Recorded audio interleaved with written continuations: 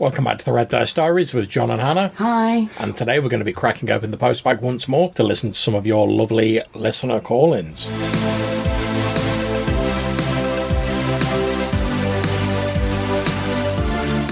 And our first call is from Jason of the Nerds RPG Variety Cast. Take it away, Jason. Hey, Hannah and John, great call-in episode. As far as the name thing, I don't know that it's an American thing. I mean, we have people that are referred to by their middle name. Usually it's because they want to be, or because that's what their parents call them, or, you know, because they have somebody else near them that's has the same first name. So they'll say, oh, call me my middle name instead, right? But what always throws me with you is I think it's Glenn Hallstrom, always says John Lard. He doesn't say the Allen in there. And it seems to me if you list all three of them out there, you want to be called all three. But I don't know. As long as we don't call you late for dinner, right? But yeah, great episode. Thank you so much for your thoughts on sci-fi versus fantasy, and sci-fi is more work. Probably. That's probably true. Unless you play beer and pretzel sci-fi, which then we get back to the science fantasy part, right? So that I can definitely see that. And Hannah, that was totally I'm happy I did it, but I wasn't trying to yank your chain. I was thinking Star Trek, but Star Wars came out of my mouth. Maybe it was a Freudian slip. I don't know. Who knows? But yeah, I wasn't intentionally trying to goad you there. Just came out that way. But great show. Looking forward to your next one. Take care. Yeah, to be fair, Jason, as far as I can say, like I say, I'm not really bothered what names people use. I've been called far worse. And as for the Star Wars Star Trek thing, I wouldn't worry about it. It's not like someone just merely mentioned Star Trek in our sort of regular weekly Zoom chats with our friends the other night, and there was like 2 hours of talk about Star Trek or anything. No, that's a bit harsh. Oh, there's enough talk about Star Trek. Let's just say Hannah's very passionate about her Trek. Much in the same way that, like myself, I'm very passionate when I talk about D&D. Indeed. And we're all very passionate about things that we get involved with online. But no, it's all taken in good fun, right, Jason. Yeah, I'll forgive you. But thank you very much for the call in. We're glad you enjoyed the episode. So, let's see who we've got up next. Hello, this is Joe from Biggus Geekus, and listening to your Harmful Hags podcast, and I have to tell you, I have never, ever, in the 40-ish years that I've played, witnessed or myself just attacking an old woman described as such by the DM. So I'm not sure how much of an actual problem that is, but that might make you guys feel a little better about it being harmful. Because that's, to me, that when I heard you guys say that, my first knee-jerk reaction was, oh, that's not a thing. So, yeah, when I just take everything at face value, maybe that's just me, but if the DM describes an old woman, then it's an old woman. I don't make any assumptions about it. So, all right. Hopefully it's not as big of a problem in other games, but I've never even heard this as being a problem. So maybe I'm just sheltered. All right. Well, keep up the good work. I'll talk to you later. Bye. Hi, Joe. This may not be a problem in most people's games, but it has certainly been a problem in games with one particular player. I think what Hannah's trying to say is that, like, I've been sort of conditioned by a few games I play in, so that, like, when there's a certain, like, description trigger when someone mentions an old woman, it's not specifically just an old woman, it's like when they sort of give that description and they're a bit sort of like a crone. I've been in too many games where, like, they've turned out to be a witch, and once the description goes in a certain way, my brain just goes that they're a witch. You need to, like, deal with this now. So I think we're a bit tongue in cheek with you. The number of times I've basically been holding you back from some NPC while everybody else has a conversation with them, because you're like roaring to kill them. Yeah, I think what Hannah was trying to do with the episode, and as we said, it was slightly tongue-in-cheek. I mean, don't get me wrong, we don't think it's a major, serious problem, but I think Hannah was just trying to save my, like, poor feelings by calling it that instead of, like, calling it, why does John always attack, like, old women NPCs when they appear in games? So I don't think it's really a massive problem in games. Although I have been amused by, not so much your reaction to it, because your reaction was entirely sensible, just sort of questioning it, but some of the reactions we got by people were, let's say, very knee-jerk. And I still haven't stopped laughing about someone saying that the politically correct people like me are ruining the hobby. So I'm still laughing about that now. It's probably the only time in my life I've been called overly politically correct. So I'm sort of holding on to that sweet, sweet moment and chuckling away to myself. Social justice warrior, you. Oh, yeah. I mean, ask anyone. I'm terribly politically correct. Oh. But thank you very much for the call in, Joe. Okay, let's see who we've got up next in the postbag. Hey, John, it's Randy at Biggus Geekus. It's been a while. Been behind on listening to my other podcasts. Red Dice is the top of the order, so I had to get to it. I'm going to be catching up this week. Anyway, love the discussion of game prep. We did one episode on it. I think it's great to hear about you guys. You guys sound pretty low prep compared to me, John. You're a little bit closer than, I don't know if it's Johan's and Hannah maybe, but I really like your ideas. Always wanted to be a bullet point guy, but man, I can't help but keep wanting to write details. And I mean, I don't try to predict where they're going to, I try to predict where they're going to go, and who am I kidding? But I can't ever be sure, and I'm never right. So I don't know why I bother, but I'm a detail kind of guy. So I tend to spend hours prepping. But anyway, great show. Can't wait to listen to the second one and the other guys. Obliviacs, man. I saw that on the line. Can't wait to hear the Obliviacs episode. Going to try to catch up. Take care and have a good one. Keep up the good work. That was, of course, Randy from Biggus Geekus. Thank you very much, Randy, for calling in with that message. I'm glad you enjoyed the first game prep episode we did. And whilst we try and keep most of the episodes down to like a reasonably sort of short, sort of punchy length, we are hopefully going to do every now and again do like a slightly longer sort of episode scattered in. And I've done a few episodes on the previous iteration of the podcast with Johannes. I always have a great time when I'm chatting to him about games. And obviously if we can get other people involved for other episodes and we can sort of work the schedules, we'll quite happily do that. Although, to be honest, most of the time me and Hannah have enough trouble getting our own schedules to sync up to record an episode, never mind when you throw someone else into the mix. So it's just one of those lucky sort of coincidences of timing that I sort of threw the idea out to Johannes and we were able to actually record it. But I think Randy's got a little bit more to say. Hey, John, really enjoyed the two episodes with on gaming prep. I think it was nice having that third person, so Johannes, to be there to help out. I really thought it was interesting when you asked, do you prep differently for different games? And I'm not sure if I heard anybody say, yes, that's true, but Johannes did. I definitely do, because when I do a sci-fi game or some genre I'm not comfortable with, I do find myself searching the web and spending more time on the details. And whereas fantasy, I'm probably more comfortable just letting things fly. I'm not sure how much time I have left. It says 90 seconds, so total. It's not bad. Question. Married to a fellow game master, does that help your prep? Does having Hannah around and vice versa, having John around, does that help you prep to bounce ideas off? And another thing I've always wondered, do you guys play in each other's games? I've heard Hannah plays Star Trek and you run OSC, I think, game. Do you guys play in those games as well as run your own? So in other words, are you both playing in each other's games? Just kind of wondered about that. Anyway, keep up the good work. So thanks for the questions, Randy. So first question, do we prep differently for different games? Yeah. I certainly do, mostly because some games are more crunchy than others. If I can get away with just a short list of bullet points and not worry about any monster stats or maps or props or any of that stuff, then great. If not, then some of that stuff's going to be required, or miniatures or whatever.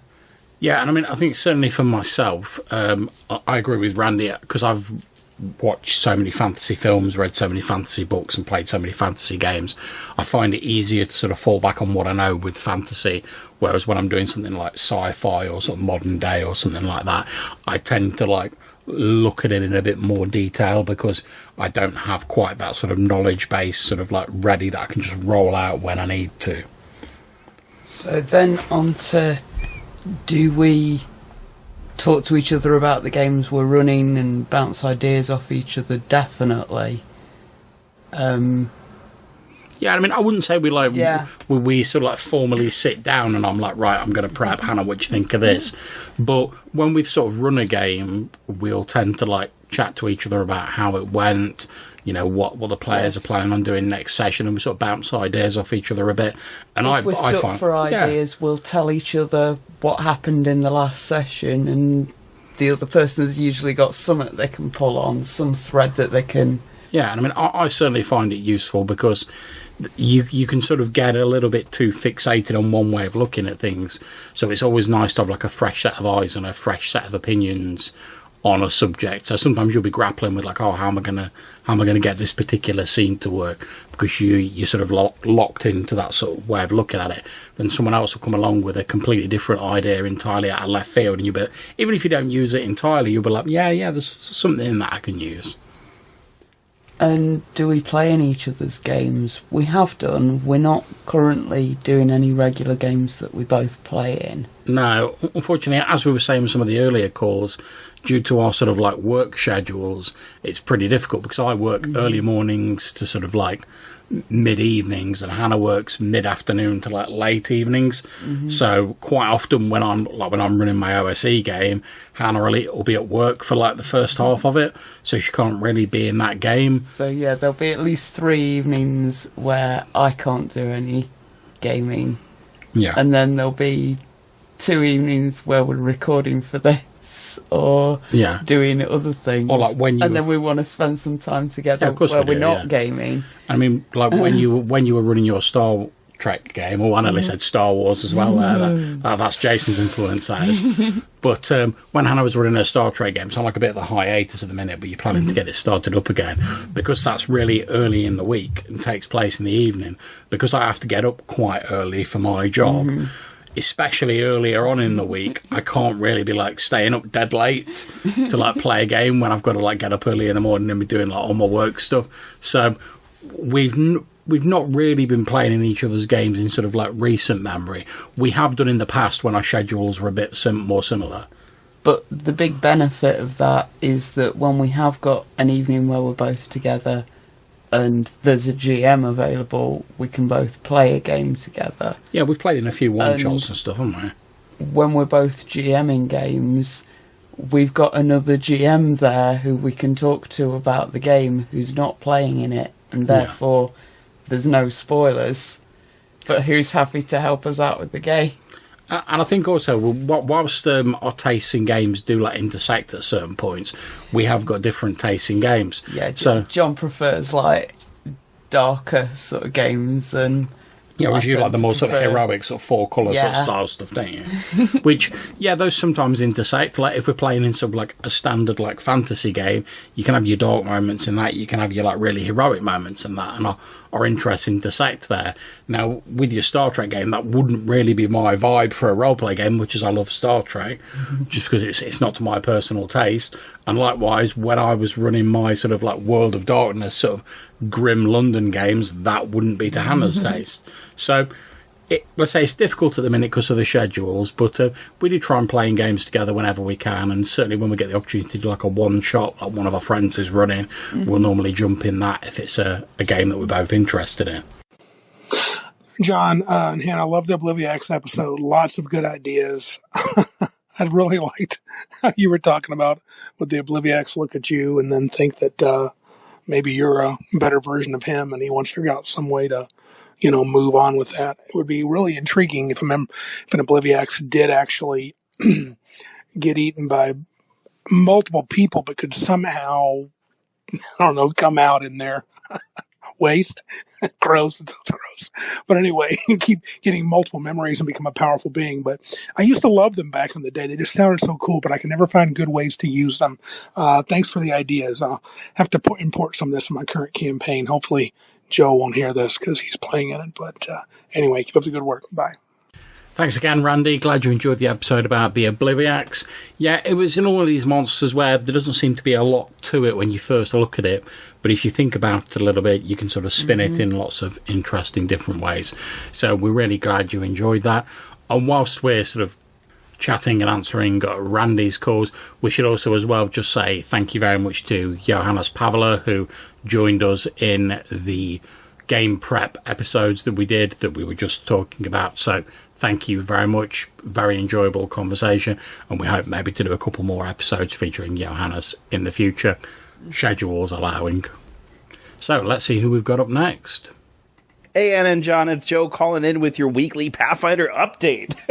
I was looking for the memory moss in the Pathfinder bestiarity, and I couldn't find it anywhere on the SRD. And I was like, come on, this can't be the first one, can it? So I just Googled Pathfinder memory moss, and lo and behold, it's not in the bestiary. It's actually in the section about traps and hazards, because they don't have it statted out like a monster. They use it like it's a trap or natural hazard. It's a CR5 monster, so decently tough. It does not produce the little mini moss people. And when I use it, I will absolutely make it spit out the mini moss people, because that's just too adorable and frightening to not use. But other than that, it's pretty much the same thing. So another awesome episode. Thanks very much for the inspiration. Take it easy. Peace out. That was Joe from the Hindsightless podcast. Thanks very much, Joe. Glad you enjoyed the Obliviacs episode. And I'm glad to hear that it did feature in a way in Pathfinder. And to be honest, I can actually see it functioning more as a trap or a hazard. Yeah. And we've used the phrase sort of like trap monster a few times when we've been sort of recording episodes. You know, these monsters where they do seem more just like something that you spring on your players. It's a quick trap or a hazard that you have to overcome, and then you sort of move on rather than like a fully fleshed out sort of monster. But yeah, I've got to agree with you, man. How could you use the Obliviacs and not have like the little Mosslings turn up? I mean, that's just too good a thing not to use. And next up, we've got Jason from the Nerds RPG Variety Cast. Take it away, Jason. The Obliviacs, great episode, very interesting ideas. Kind of reminds me of both Horror Express and Attack of the Mushroom People, Ray Otis's favorite movie, Japanese movie. Anyhow, yeah, I think the Obliviacs is a neat thing. I think your idea of doing the one shot where they play the seedlings is really neat. The other thing, of course, you could do is, if you want to do a longer term thing, is maybe some weird effect, side effect, or a wizard or something has made it so changed it so the Obliviacs doesn't lose the memories in those 24 hours. So now you've got that evil doppelganger party running around out there. But yeah, lots of possibilities. Great episode. Looking forward to the next one. Take care. Thanks very much, Jason. Glad you enjoyed the episode on the Obliviacs. There seem to be a couple of people who've enjoyed that, and I think your suggestion of a potentially altered version that can serve in the function of an evil doppelganger is a good one. Let's face it, we've all seen that sort of evil, darker side version of player characters be used before, and it's a trope for a reason. And I think the Obliviacs is like an interestingly slightly different way of doing it, rather than just saying, oh, it's doppelgangers. So thank you very much for that suggestion. Glad you enjoyed the episode. And next up, we have another message from Joe of the Hindsightless podcast. You two did it. You got one that's not in Pathfinder. No devil swine, much to my chagrin, because that sounds like an awesome monster. And yeah, I instantly thought of fat, aristocratic, rich people turning into devil swine, the Animal Farm thing. And I love the devil swine. They got wereboars, but that's just a wereboar, Boars are cool. They're awesome forest animals, but pigs are messed up, man, and they love eating humans. So awesome, awesome episode, you two. Thanks again for always being cool. Peace out. I shouldn't worry too much about it not being in Pathfinder, Joe, because to be honest, it's not in most editions of D&D either. I know we mentioned in the episode that Gavin Norman was saying that it's one of the monsters that was sort of in the BX version of D&D and then just seems to have disappeared, and that's why he wanted to include it in Old School Essentials. And I think it's a great monster. It's a shame it seems to have sort of fallen by the wayside. And like you say, wereboars are cool, but there is something about these sort of fat, aristocratic devil swine that just makes them very interesting and very different to the other lycanthropes you get. I do now kind of want the phrase "pigs are messed up" on a t-shirt. Well, thank you very much, Joe. Glad you enjoyed the episode. And I think, if I'm not mistaken, Joe's just finished listening to the episode. Yeah, you could use the devil swine in a bunch of really cool ways. There's the whole urban legend now that the rich people, the ultra rich, the Illuminati, whatever, they get together and they eat babies and stuff. So you could absolutely do a group of super wealthy noble people that sort of like run the city and have strange parties where people come and they don't always leave, stuff like that. Super horrific. I love it. I love the Devil Swine. Not in my current campaign, but I will absolutely bring them in to my next one. So thank you again for all the inspiration. Peace out. Yeah, and it's a very common thing that we've noted a couple of times in previous episodes. I think with goblins, witches, and redcaps. Yeah. Some marginalised group, or some group that people don't like for whatever reason, gets accused of eating babies. And it goes on and on through history. And hey, you know what? The Devil Swine's quite a fun way to use that particular myth, trope, whatever you want to call it. Yeah, and I think the idea of a sort of mysterious cult, as you were suggesting, is well established in like both horror and the sort of fantasy genre. I mean, certainly in games like Call of Cthulhu, where it's like cult a go-go. You can't turn a corner without running across a cult of the ancient gods. It's also that whole they're gonna eat a baby thing is basically, here's a MacGuffin that is effectively of no value but also priceless, that the players instantly understand why it needs to be protected because it's a baby, and instantly understand that the person that wants to eat it is bad Because it's a baby. because it's a baby. And yeah, it's possibly a cheap shot. It's an instant But motivator, isn't it? Yeah. It's one of the darkest things that you can think of without, like, directly having to do some horrific roleplay with the player characters. Because you can just say that that's the intention without ever putting the baby in the scene. Yeah. And that's quite horrific enough.